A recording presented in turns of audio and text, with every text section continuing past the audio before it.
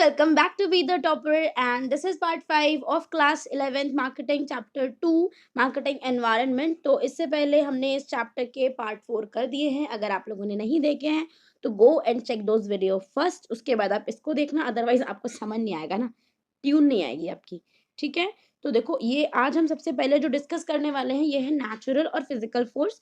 तो ये नेचुरल और फिजिकल फोर्स क्या है, अगर बहुत दिनों के बाद वीडियो देख रहे हो तो मैं इसमें लिए बता देती हूँ, आपको थोड़ा सा रिवाइज करा देती हूँ कि हम लोग एनवायरनमेंट स्कैनिंग पढ़ रहे थे कि अगर कोई भी चाहता है कि उसकी कंपनी अच्छे से वर्क करे तो एनवायरनमेंट स्कैनिंग करना ज़रूरी है.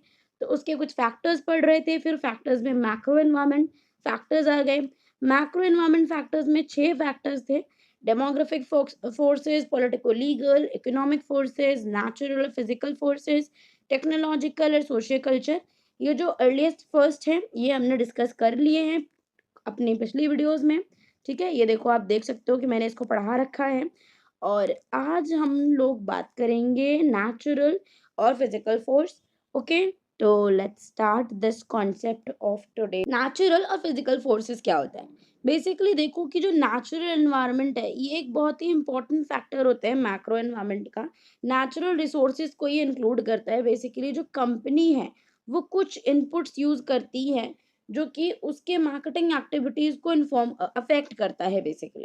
ठीक है, तो यहाँ पे देखो, आप यहाँ पे देख सकते हो कि इस एरिया में जो कंसर्न होता है वो क्या होता है कि रॉ मटेरियल का शॉर्टेज हो गया. अब जो नेचुरल और फिजिकल फोर्स की वजह से हो रहा है, कोई गवर्नमेंट इन्वॉल्व नहीं हो रही, कोई टेक्नोलॉजी इन्वॉल्व नहीं हो रही, कुछ पॉलिसी इन्वॉल्व नहीं हो रही, कोई सोशियो कल्चरल फोर्स नहीं आ रहा, नेचर से रिलेटेड कोई चीज है. ठीक है, नेचुरल प्रॉब्लम है. अगर जैसे मान लो कि यही मान लो कि आप कॉपी बनाते हो, ठीक है, रजिस्टर बनाते हो, पेड़ों की कमी हो रही है, कागज नहीं आ रहा, लकड़ी नहीं आ रही, कागज नहीं बनेगा, तो वही शॉर्टेज हो गया रॉ मटेरियल का. अब जैसे कि आप मान लो अगर बिजली, आप इलेक्ट्रिसिटी प्रोड्यूस करने का काम करते हो, वैसे तो कोई ऐसे नॉर्मली इलेक्ट्रिसिटी प्रोड्यूस नहीं कर सकता, उसके लिए गवर्नमेंट से करना पड़ता है. बट मान लो अगर आप करते हो और देश में पानी का शॉर्टेज है, तो पानी के शॉर्टेज की अगर आप पानी से इलेक्ट्रिसिटी बनाते हो तो आपको वो काम करने में दिक्कत होगी, आपको अपने तरीके बदलने पड़ेंगे. इंक्रीज एयर पोल्यूशन, अगर एयर पोल्यूशन बढ़ रहा है, नॉइज पोल्यूशन बढ़ रहा है, लैंड पोल्यूशन बढ़ रहा है, वाटर पोल्यूशन बढ़ रहा है, तो ये सारी जो चीजें होती हैं वो इस फील्ड में ना एक ऐसा फोर्स हो जाती है. जैसे कि अभी आपने देखा होगा कि जैसे मान लो कि कुछ भी, अगर कुछ भी जैसे एयर पोल्यूशन होता है, एयर पोल्यूशन तो सभी उससे रिलेट कर सकते हैं. और जो डेलीट्स हैं, जो दिल्ली में रहते हैं या फिर जो एनसीआर में भी रहते हैं, वो तो उससे कुछ ज़्यादा ही रिलेट कर पाएँगे कि दिवाली के आस-पास जो इतना गंदा माहौल हो जाता है यहाँ का, तो हमारे स्कूल्स बंद हो जाते हैं, कहीं-कहीं कुछ-कुछ ऑफ़िसेज़ बंद हो जाते हैं. तो वो बंद होने से एक एक एक तरीके से वो उसको अफ़ेक्ट कर रहा है. तो ये हो गया कोई नेचुरल या फिज़िकल फ़ोर्स हो गया. जैसे कि हमने अब कुछ एक्टिविटी हम लोग ऐसे करते हैं कि अच्छा ये पोल्यूशन हो रहा है तो ऐसा करो, ये पोल्यूशन हो रहा है. नॉइज़ पोल्यूशन की वजह से फैक्ट्रीज़ को बोला जाता है कि आप इतने से इतने टाइम में रन करो, इतना आवाज़ आना चाहिए, इतना काम करो उसके लिए. ठीक है, वाटर पोल्यूशन में अगर है, वो अगर आपकी कंपनी कुछ काम कर रही है, उससे वाटर पोल्यूशन हो रहा है, तो आपको बोला जाएगा कि रिफाइन करके इसको नदियों में वो करो. नहीं तो कुछ लोग उसको एक्सप्लिसिटली वहाँ पे डाल देते हैं, भाई बिना कुछ उसको रिफाइन किया नहीं, कुछ भी उसका नहीं किया, जो गंदा जो भी केमिकल निकल रहा है एकदम से रिवर्स में उसको डाल दिया. तो इस काम के लिए गवर्नमेंट आप पे रोक सकती है आपको, और ये आपका एक बैरियर साबित हो सकता है अगर आपने इसको ध्यान से नहीं देखा. अगर पॉल्यूशन हो रहा है किसी चीज़ से रिलेटेड, तो वो पूरी दुनिया के लिए एक सोशल कॉस्ट, एक पूरा ह्यूज सोशल कॉस्ट लेकर आता है. Deterioration of the environment around us. Deterioration क्या होता है? डिटेरियोरेशन मतलब खराब हो जाती है चीज़ें, एनवायरनमेंट खराब होता है. और जो इकोलॉजिस्ट हैं, जो सोशियोलॉजिस्ट हैं, वो सोशल कॉस्ट निकालते हैं जब इसकी, तो पता चलता है कि इन सब चीज़ों से कंपनी का जो रेप्यूटेशन है वो बहुत ही नेगेटिवली इफ़ेक्ट होता है. मान लो कि अगर आपकी कंपनी कोई सामान बना रही है जिससे बहुत ज़्यादा पॉल्यूशन हो रहा है, तो इससे आपकी कंपनी की इमेज भी खराब हो जाएगी. तो कंपनी का जो मार्केटर है, जो जो भी कर रहा है इसके बारे में, उसको देखना पड़ता है कि फिज़िकल एनवायरमेंटल फोर्सेस जो फैक्टर्स हैं, वो इन लाइन होने चाहिए. हमारे काम की वजह से कोई भी फॉरेस्ट को नुकसान ना हो, या फिर ऐसा काम ना कर दे जिससे पॉसिबिलिटी ऑफ आर्टिफिशियल रेन होती है. ठीक है? तो एक्सप्लॉइटेशन ऑफ सी प्रोडक्ट्स, आप कोई भी ऐसा, जैसे कि मैंने आपको केमिकल वाला बताया कि अगर आप गरम-गरम पानी या गरम-गरम केमिकल ऐसे रिवर्स में फ्लो कर डाल दोगे अगर, तो जो एक्वाटिक एनिमल्स हैं, जो भी जो पानी में रहने वाले एनिमल्स हैं, उनको नुकसान होगा और बेसिकली आप पूरी एक स्पीशीज़ को मार दोगे अगर आप ऐसा काम करोगे तो।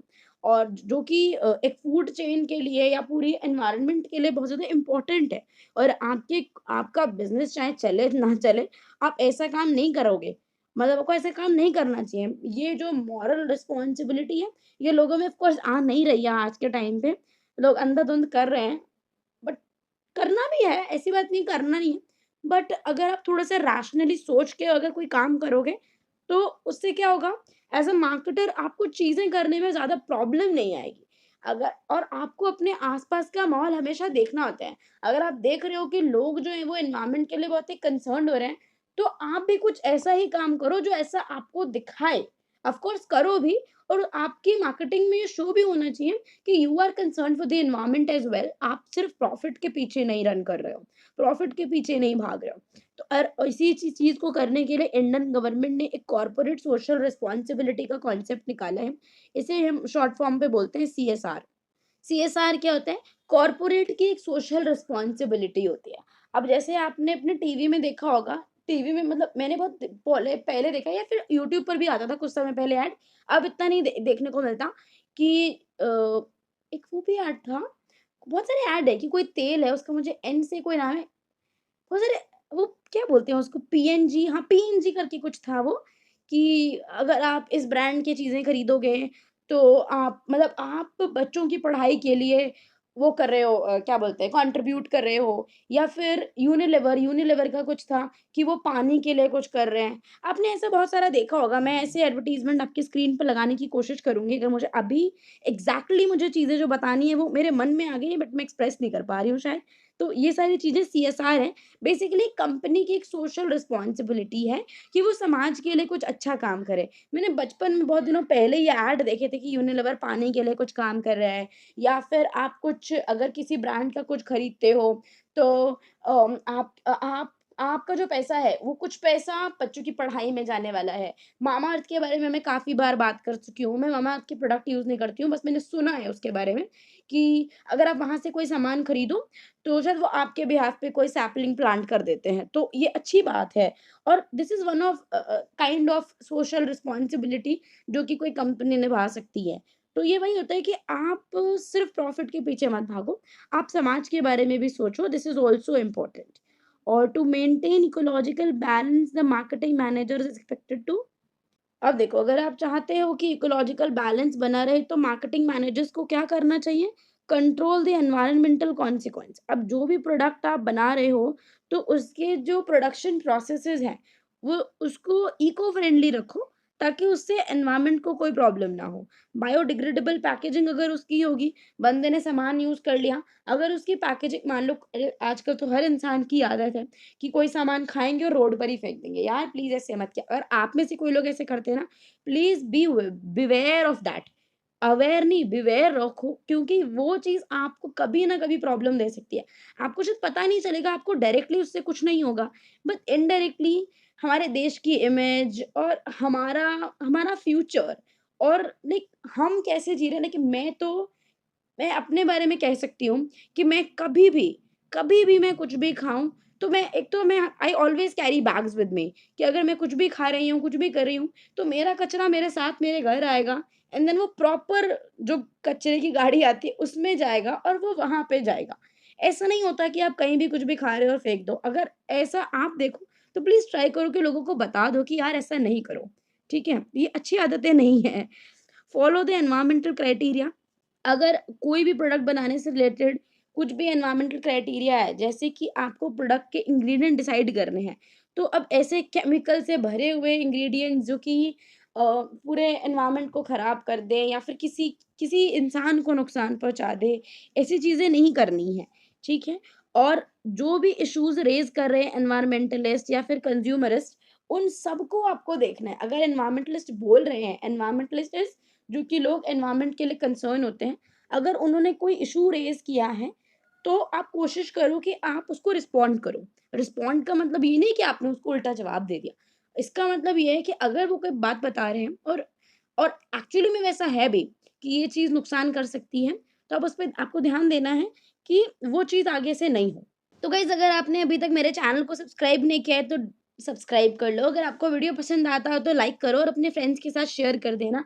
और मैं जैसे हर वीडियो में बोल ही रही हूँ कि मुझे मेरा नेक्स्ट मंथ बर्थडे है और मैंने टारगेट बना लिया है कि मुझे अपने बर्थडे तक 10 के फॉलोअर्स तक पहुँचना ही है, ठीक है? तो मुझे प्लीज़ मुझे उसमें सपोर्ट करो बिकॉज़ आई नो कि I am helping students out there, but मुझे थोड़े-से आपकी सपोर्ट की ज़रूरत है जिससे मुझे भी मोटिवेशन मिले काम करने के लिए। तो और हाँ, डेफ़िनेटली कमेंट ज़रूर किया करो। वीडियो आपको जैसा भी लगा, गंदा लिखो तो लिख दो कि मुझे वीडियो अच्छा नहीं लगा। मेरे वीडियो बनाने में अगर कुछ भी कमी है, तो please let me know in the comment box ताकि मैं और इम्प्रूव कर सकूँ because I want to improve myself. जो मैं पहले से करते आ रही हूँ कि बच्चे मुझे बताते हैं कि अच्छा ये चीज़ है, ये चीज़ है। तो I want to improve myself. अगर आपको लगता है कि कोई प्रॉब्लम्स है, do let me know in the comment box, and if you have any query, any problem, anything you want to share with me, so you can write in the comment box. I'll be more than happy to read and comment and reply to your comment, okay? तो guys सबसे important चीज़ यहाँ पर हमारे आगे आती है technological forces जिसकी हम बात करेंगे। तो देखो यार, जब भी टेक्नोलॉजी में एडवांसमेंट होते हैं, जब भी टेक्नोलॉजी और बेटर होते जाती है, तो किसी भी काम में, किसी भी बिज़नेस में ग्रेटर प्रोडक्टिविटी अचीव की जा सकती है। जिस क्वालिटी पे आप काम कर रहे हो, उससे बेटर क्वालिटी अपने कस्टमर्स को प्रोवाइड कर सकते हो। लोअर कॉस्ट ऑफ प्रोडक्शन हो सकता है क्योंकि आप अगर लेबर से काम करवाओगे, तो वो चीज़ बहुत महँगी हो जाएगी। बट अगर उसी काम को करने के लिए टेक्नोलॉजी आ गई, अगर मशीन वो काम कर रही है, तो वो चीज़ सस्ती हो जाएगी। हाउएवर कभी-कभी जो ये एडवांस टेक्नोलॉजी होती है, इसमें आपको पैसा भी लगाना पड़ता है। ठीक है? आपको बहुत ज़्यादा कैपिटल इन्वेस्टमेंट करना पड़ेगा तभी आपको ये टेक्नोलॉज़ी आप ले सकते हो क्योंकि जो बड़ी-बड़ी मशीनें हैं, ऑफ़ कोर्स उन्हें खरीदने में आपको पैसा तो लगेगा ही लगेगा।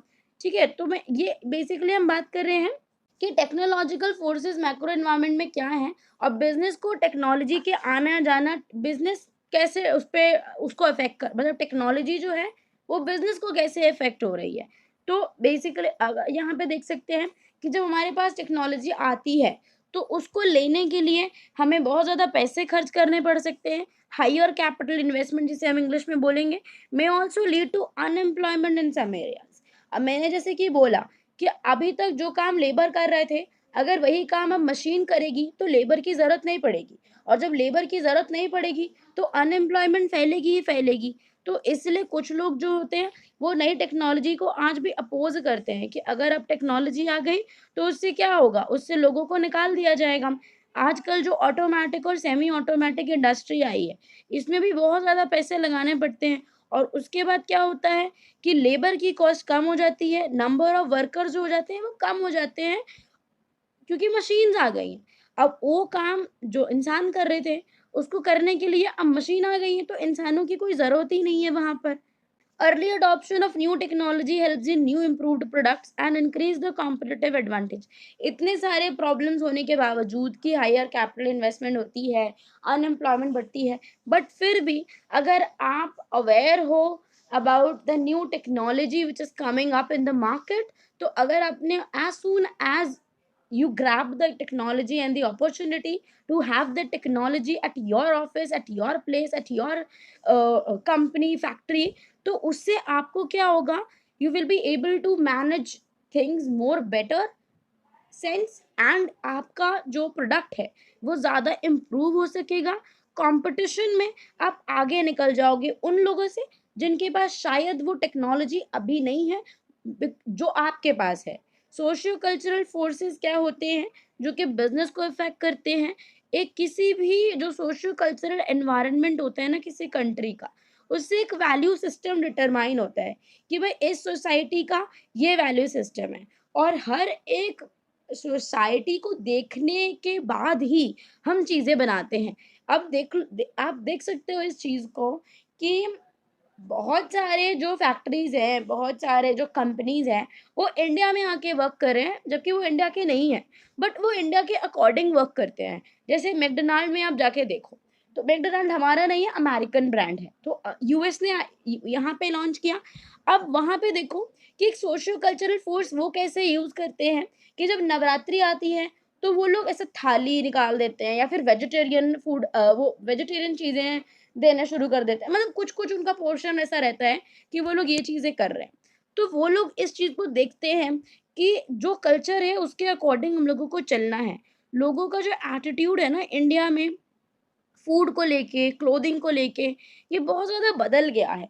तो जैसे कपड़े इंडिया में 90s में चलते थे, वैसे कपड़े अब न 90s तो छोड़ो बहुत दूर हो गया, जो कपड़े 2020 में चल रहे थे नहीं, 2000 कप जो कपड़े 2023 की मई-जून में चल रहे थे ना, वो भी जुलाई में नहीं चलेंगे। तो एक ब्रांड है, लोगों का अ, पर्सपेक्टिव बदलता रहता है और कपड़े पर जो लिखा जा रहा है, जैसे कई बार आपने ऐसे टी-शर्ट पे देखा होगा ना, जब वो गाना चला था अपना टाइम आएगा, कुछ तो ऐसा गाना था। तो बंदों ने टी-शर्ट पे वो लिखना ही शुरू कर दिया अपना टाइम आ गया। अब सॉरी अपना टाइम आएगा, हाँ वो वाला। तो कितने सारे टी-शर्ट्स ऐसे बिके थे। तो वो एक सोशियो कल्चरल फैक्टर होता है, जिसको किसी भी मार्केटर को, किसी भी जो भी बिज़नेस कर रहा है, उसको इन सब चीज़ों को देखना है। तो अगर आप इन सब चीज़ों से अवेयर रहते हो, तो आप बिज़नेस बहुत अच्छा कर सकते हो। ठीक है? ये चीज़ आपको देखनी है। सोशियो कल्चरल एनवायरनमेंट डिटरमाइन करता है the code of conduct the business should follow. Socio cultural आपका जो एनवायरनमेंट है ना, उससे भी डिफाइन होता है कि कौन-कौन से कोड ऑफ कंडक्ट आपको बिज़नेस में यूज़ करने हैं। कोई भी अनएथिकल प्रैक्टिस, क्योंकि India is said to be a very ethical society, very cultured society, तो कुछ भी अनकल्चर्ड नहीं होना चाहिए, कुछ भी अनएथिकल या इमोरल प्रैक्टिसेस नहीं होनी चाहिए, because in India as a whole society we disagree with that situation कि आपके संग कोई इमोरालिटी करे, कोई अनएथिकल तरीके से आपके संग काम करे। Everybody can do that an immorality with somebody else as well, but उसके संग अगर हो जाए तो वो बर्दाश्त नहीं करेगा। तो अनएथिकल प्रैक्टिसेस आपको फॉलो नहीं करनी है अगर आप चाहते हो कि एक आप अच्छा स्टार्टअप करो, अच्छा बिजनेस करो। तो इंडिया के सोशियो कल्चरल एनवायरनमेंट को आपको ध्यान देना है। अगर इंडिया में इस चीज़ के बारे में ऐसा पर्सपेक्टिव है, तो you are not here to change that perspective all together right now only. आप धीरे-धीरे करके वो चीज़ मे बी कर सकते हो, बट जैसा समाज यहाँ का चल रहा है, वैसे अकॉर्डिंगली आपको वर्क करना पड़ेगा if you want to grow in this market. Some of the socio-cultural factors which have the potential of influencing marketing decision include the following. अब यहाँ पे देखो, जो बिजनेसेस हैं उनके लिए कुछ ऐसे फैक्टर्स जो सोशियो कल्चरल फैक्टर्स हैं, जिसका उन्हें ध्यान देना है कि अच्छा ये फैक्टर्स ऐसे हैं। जब हम बिजनेस इंडिया में कर रहे हैं, मैं स्पेसिफिकली इंडिया के बारे में बात इसलिए कर रही हूँ क्योंकि एज अ होल हम इंडिया का सोशल कल्चर देखते हैं, तो वो चीज़ें होती हैं। Caste and occupational structure, family structure कैसा होता है इंडिया का, increasing number of women in the workforce. अब यहाँ पे देखो, आप देखो, अगर increasing number of women in the workforce बढ़ रहा है, अगर वुमेन घर से बाहर निकल कर काम कर रही हैं, तो आपको क्रचेज़ रखने पड़ेंगे। जैसे मैंने क्रचेज़ के बारे में 1-2 वीडियो पहले भी शायद बात की थी कि वो चीज़ें क्या होती हैं, या फिर मैंने शायद किसी और में बात करी थी। I don't know exactly, but crutches मैं आपको बता देती हूँ क्या होता है कि जैसे किसी घर में अगर कोई नहीं है बच्चे को देखने वाला, छोटे बच्चों को देखने वाला, तो कोई भी लेडी, कोई जेंटलमैन जो चाहते हैं कि अब उनके बच्चे की अच्छे से केयर हो, तो कुछ लोग तो नैनीज़ को घर पे रख लेते हैं। तो this is also a business कि भाई एक एक आपने एक ऑर्गनाइज़ेशन बना दिया जहाँ पे ऐसे लोग आ सकते हैं जो कि बच्चों का ध्यान रख सकते हैं, एक्सपीरियंस्ड है इन सब चीज़ों पे। तो वो लोग वहाँ पे काम कर सकते हैं, या फिर आप अपने बच्चों को क्रचेज़ में छोड़ सकते हो कि वहाँ पे आपके बच्चों का एकदम बहुत अच्छे तरीके से प्यार से देखभाल हो और अपना लाइफ़ जिएँ। लाइफ़ तो क्या ही जिएँगे, उनकी देखभाल हो। ठीक है? तो एक वो एक चीज़ हो गई कि आप देख रहे हो कि भाई इंक्रीज़िंग बढ़ रहा है नंबर कि वुमेन भी वर्कफ़ोर्स में जा रही है। तो ये एक चीज़ हो सकती थी जिसकी वज़ह से वुमेन रुक सकती थी, और आज तक भी वुमेन इसी की वज़ह से बाहर नहीं निकल पाती है। तो ये एक सॉल्यूशन दिया है किसी बिज़नेस आइडिया, किसी का तो होगा ये आइडिया कि भाई ये चीज़ें करनी चाहिए। तो ये एक अच्छा अच्छा मैंने अभी एग्ज़ाम्पल याद आया, तो आपको बता दिया। Population shifts from rural to urban areas, educational system और लिटरेसी रेट जिस तरीके से बढ़ रहे हैं, उस तरीके से ही ब्रांड्स को काम करें। अब अगर आप लोगों को, आप देखना, जिस तरीके के रैपर्स किसी भी चीज़ के, किसी भी सामान के आज छपते हैं ना, वैसे 90s में या 80s में नहीं छपते होंगे। क्योंकि जितना डिमांडिंग आज का कंज़्यूमर बेस है ना, उतना पहले नहीं था। लोगों के पास इतना नॉलेज भी नहीं था कि वो उन सब के बारे में पूछें या जानने की कोशिश या इच्छा भी जताएँ। बट आजकल लोग पढ़े लिखे हैं, तो आपको इसके अकॉर्डिंग काम करना पड़ेगा। Changing consumption habits of population for enhancement of quality of life, क्योंकि अब लोगों के पास पैसा बढ़ रहा है, लोग चाहते हैं कि हम एक डिसेंट स्टैंडर्ड ऑफ लिविंग हमारा होना चाहिए। तो उसके हिसाब से कुछ चीज़ें तो लोग उसकी ज़रूरत नहीं होती है, बस एस्थेटिक बनाने के लिए अपनी लाइफ को, हम भी ऐसा बहुत कुछ करते हैं, तो वो सब चीज़ें हो गई हैं। अब यहाँ पे देखो इस सेशन का एंड नोट है, यहाँ पर आपको जो दिख रहा है, macro environment is also known as PEST. Macro environment को हम लोग पेस्ट भी बोलते हैं। अब पेस्ट में क्या है? Political environment, economic environment, social environment and technological. These 4 are very important, तो इसके बारे में बात करिए। पॉलिटिकल फैक्टर्स पे ध्यान देना है, इकोनॉमिक फैक्टर्स पे ध्यान देना है, socio cultural factors are very important and technological factors are also important. तो ये सारे कुछ पॉइंट्स थे जो कि हमने इस वीडियो में डिस्कस किया है। आई होप आपको आज का टॉपिक समझ में आया होगा। मैंने लाइन टू लाइन नहीं पढ़ाया, because I know there is a lot of repetition in this book. If you find anything difficult to read और understand, you can write in the comment box. I will be more than happy to reply or answer your question. Okay, so thanks for watching till here. अगर आपको video पसंद आया तो like कर देना, channel पे अगर नए हो डेफिनेटली सब्सक्राइब करो, अपने फ्रेंड्स के साथ शेयर करो, and bye bye, take care of yourself.